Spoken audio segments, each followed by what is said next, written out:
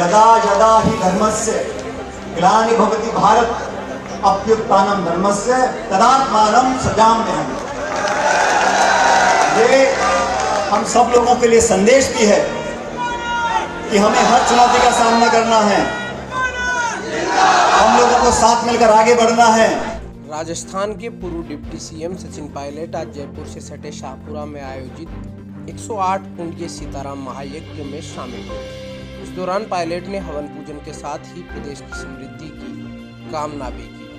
वहीं पायलट ने मंच से महाभारत के श्लोक यदा यदा हि धर्मस्य ग्लानिर्भवति भारत को सुनाकर अपने समर्थकों को धर्म और कर्तव्य मार्ग पर बने रहने का संदेश भी दिया। साथ ही उन्होंने आज के राजनीतिक हालातों पर भी कुछ प्रहार किए। क्या कहा उन्होंने अपने इस भाषण में, आइए सुनते हैं इस वीडियो। आज इस मंच पर उपस्थित सभी संत महात्मा, सभी प्रबुद्धजन, मैं सबसे पहले इस अभूतपूर्व खूबसूरत और महत्वाकांक्षी आयोजन में सब लोगों ने जिसमें इसका सहयोग किया, योगदान दिया और मुझे यहाँ पर आमंत्रित किया, मैं सभी लोगों का बहुत बहुत धन्यवाद देना चाहता हूँ। और आज मुझे सभी संत महात्माओं के आशीर्वाद देने का सौभाग्य प्राप्त हुआ। मैं अपना शीश इनके चरणों में झुकाते हुए अपना आशीर्वाद के लिए बहुत बहुत आपका धन्यवाद देना चाहता हूँ, साधुवाद देना चाहता हूँ। आज इस महान हवन कार्यक्रम में मुझे आने का अवसर मिला। ये मेरा सौभाग्य था कि हवन में आहुति डालने का मुझे मौका मिला। कल कार्यक्रम की हवन की पूर्णाहुति है। इस शुभ काम में मुझे और खासकर इस क्षेत्र में मुझे आने का सौभाग्य मिला और आप सब लोगों के दर्शन करने का मुझे सौभाग्य मिला। मैं इसके लिए बहुत बहुत अपने आप को खुशनसीब मानता हूँ। साथियों, नौजवान दोस्तों, माताओं, बहनों, आदरणीय बुजुर्गों, आज इस मंच से जो श्री आशीर्वाद आप लोगों को मिला है, संत महात्माओं का आपको आशीर्वाद मिला है, उद्बोधन मिला है, और मैं समझता हूं इस हवन से जो शुद्धि हुई है, जो पुण्य का काम हम लोगों ने किया है, उससे आने वाले समय में इस क्षेत्र को, इलाके को, समाज को, प्रदेश को, देश को तरक्की मिलेगी, शांति मिलेगी, उन्नति मिलेगी, प्रसिद्धि मिलेगी। और मैं ऐसा मानता हूं दोस्तों, साथियों, हमारे संस्कार, हमारी आस्था, हमारा इतिहास, हमारी संस्कृति, हमारे पारिवारिक परवरिश में जो हम लोगों को देखने सुनने को मिला, वो हमारे देश की, प्रदेश की, समाज की सबसे बड़ी ताकत है। आज हजारों हजार लोग यहाँ पर आए हैं, किसी के बुलावे में नहीं आए हैं। ये आस्था का प्रतीक है। सारी जाति बिरादरी के लोग मिलकर आज अपनी शुद्धि के लिए हवन कर रहे हैं, मन की शांति के लिए कर रहे हैं। पुण्य के काम, दान के काम,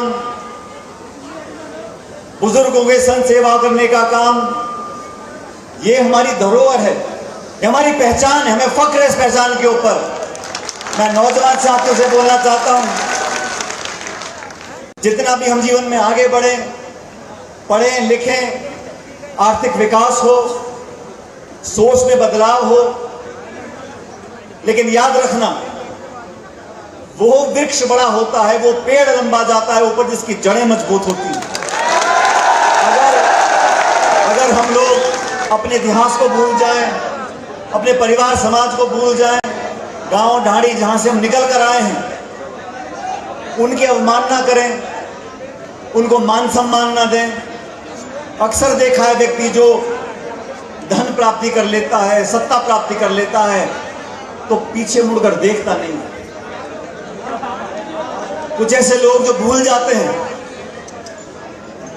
जब उनको देश में, प्रदेश में, समाज में बहुत बड़े वो हम बन जाते हैं, तो अक्सर होता है, ये इंसान की प्रवृत्ति है कि वो पीछे मुड़कर देखना भूल जाता है। इसलिए हमेशा हम कौन हैं, कहां से निकल कर आए हैं, किन लोगों ने हमको बचपन में वो मूल्य दिए, वो ताकत दी, वो आशीर्वाद दिया, जिसकी बदौलत हम पढ़े लिखे, पदों पर आए, धंधा किया, बिजनेस किया, फिर अपना नाम कमाया। लेकिन हमेशा अपनी जड़ों को याद रखना चाहिए। आज इस मंच पर मैंने बहुत दिन के बाद देखा, हमारे पूर्व चेयरमैन बद्री सैनी साहब मौजूद हैं, मनीष जी, इंद्राज जी, हमारे विधायक वेद जी, महेश शर्मा जी, हम सब लोग भी इस शुभ काम में आहुति डालने के लिए, सबका आशीर्वाद लेने के लिए, और सबसे महत्वपूर्ण आप सब लोगों से मिलने के लिए आज यहां पर आए हैं।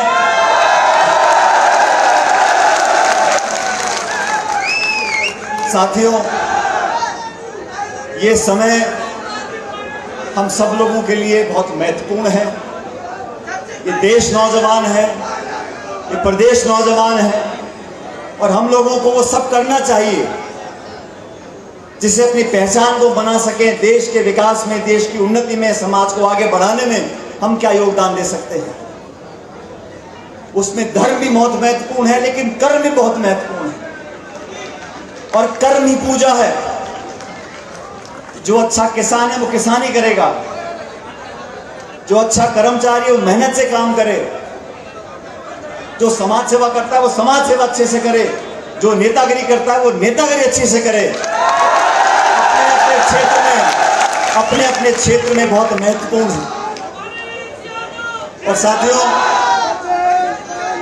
जब से सृष्टि का निर्माण हुआ है, जब से सृष्टि का निर्माण हुआ है, मानवता की एक पहचान है। अलग अलग देशों में, अलग अलग इस भारत के प्रांतों में अलग अलग भाषा बोलने वाले लोग, अलग अलग धर्मों में आस्था रखने वाले लोग, अलग अलग वेशभूषा, खाना पीना, जाति, बिरादरी, समुदाय, गोत्र हजारों लाखों हैं। लेकिन वो देश और वो लोग हमेशा आगे बढ़े हैं जो एकजुट रहे हैं। जब आपस में हम खंडित होते हैं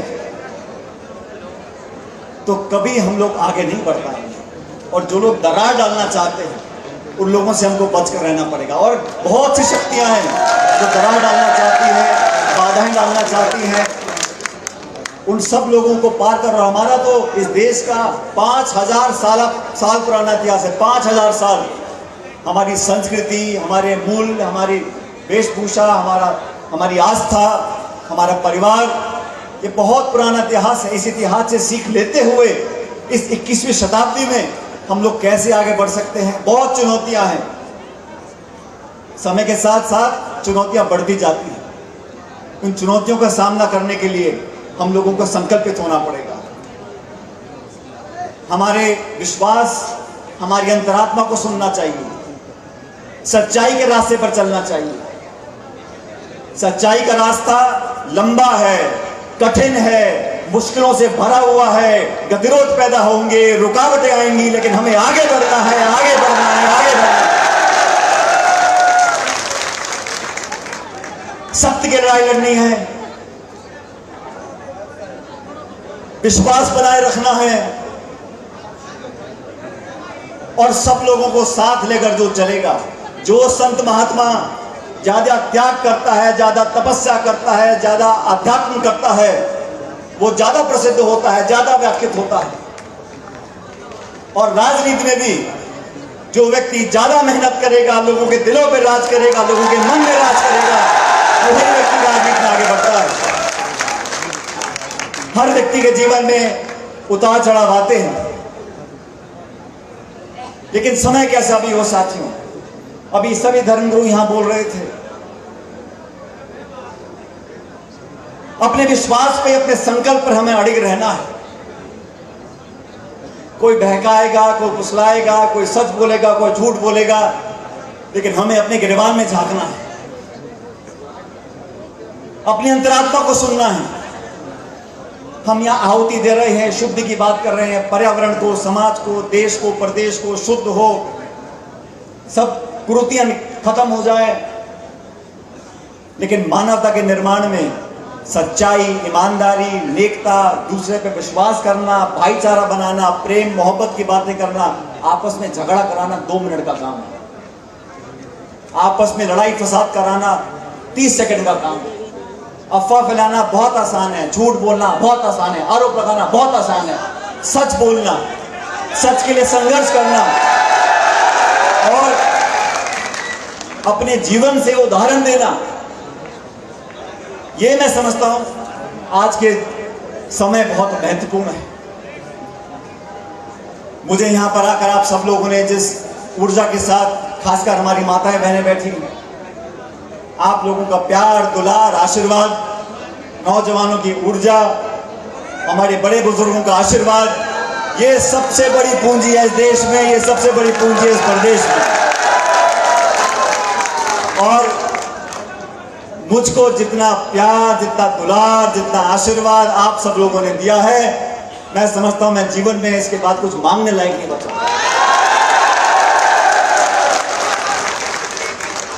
लेकिन आने वाले समय में भी हम सब लोगों को एक साथ मिलकर अपने प्रदेश के भलाई के लिए, देश के भलाई के लिए और सबसे ज्यादा मानवता के भलाई के लिए मिलकर काम करना होगा। और जब आप ये सब लोग काम करोगे, उस काम में कंधे से कंधा मिलाकर मैं आपके साथ खड़ा रहूंगा। मैं वादा करता हूं, क्योंकि ये धार्मिक कार्यक्रम है और हजारों हजार लाखों लोग यहां पर आ रहे हैं। आप सबकी श्रद्धा देखकर मैं अभिभूत हूं।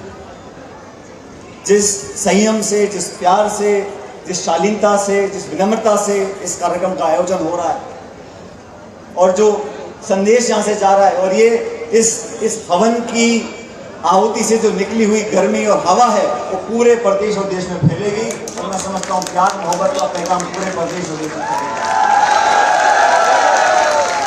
यदा यदा ही धर्मस्य ग्लानि भवति भारत अभ्युत्थानम धर्मस्य तदात्मानं सृजाम्यहम्। ये हम सब लोगों के लिए संदेश भी है कि हमें हर चुनौती का सामना करना है, हम लोगों को साथ मिलकर आगे बढ़ना है और समूचे समाज को, 36 कौम के लोगों को, सब नौजवानों को, बुजुर्गों को, महिलाओं को, सब लोगों को मिलकर आगे एकजुटता से काम करना पड़ेगा। लेकिन सबसे बड़ी ताकत हम लोगों की हमारी एकता है, हमारा आपसी भाईचारा और प्रेम है। इसको हमेशा परमपिता परमेश्वर बरकरार रखे। आप सब लोगों के ऊपर ईश्वर की, भगवान की असीम कृपा रहे। आपके आने वाला समय मंगलमय हो, कल्याणकारी हो। आपके बच्चे पोतों को भगवान खूब आशीर्वाद दे, आपकी झोलियों में भगवान खूब खुशियां भरे और आपका आशीर्वाद हमें मिलता रहे। बहुत बहुत धन्यवाद। जय हिंद, राम राम साहब।